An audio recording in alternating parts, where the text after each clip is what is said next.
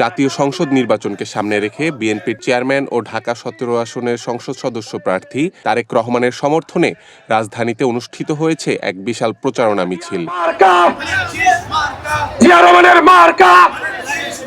জাতীয়তাবাদী পেশাজীবীদের উদ্যোগে আয়োজিত এই কর্মসূচি শুরু হয় হাতিরঝিল পুলিশ প্লাজার সামনে থেকে।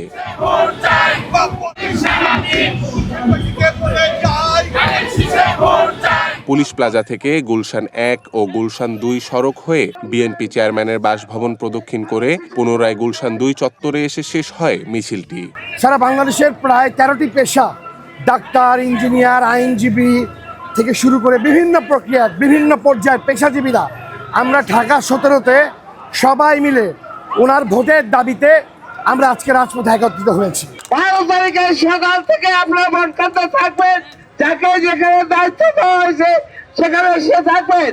নির্বাচনকে ঘিরে বিভিন্ন ধরনের বার্তা সংবলিত ব্যানার, ফেস্টুন, প্ল্যাকার্ড সহ মিছিলটিতে বাংলাদেশ জাতীয়তাবাদী দলের সমর্থনে শিক্ষক, সাংবাদিক, চিকিৎসক, প্রকৌশলী ও ব্যাংকার সহ বিভিন্ন পেশার সহস্রাধিক সমর্থক অংশ নেন। আমার মনে হয়েছে যে একমাত্র তারেক রহমানের হাতে বাংলাদেশের নারীরা নিরাপদ, কারণ এই পর্যন্ত আমরা ৬ আগস্ট থেকে নারীদের উপর যে ধরনের নির্যাতন আমরা দেখেছি, নারীদেরকে নিয়ে যে ধরনের কটূক্তি আমরা দেখেছি, সেই জায়গা থেকে মুক্ত হওয়ার জন্যে এবং মুক্তি পাওয়ার জন্যে আমরা ধানের শীর্ষে ভোট দিতে চাই এবং তারেক জিয়ার হাতকে শক্তিশালী করতে চাই। অংশগ্রহণকারীরা ঢাকা ১৭ আসনে তারেক রহমানের পক্ষে সমর্থন জানিয়ে বিভিন্ন স্লোগান দেন।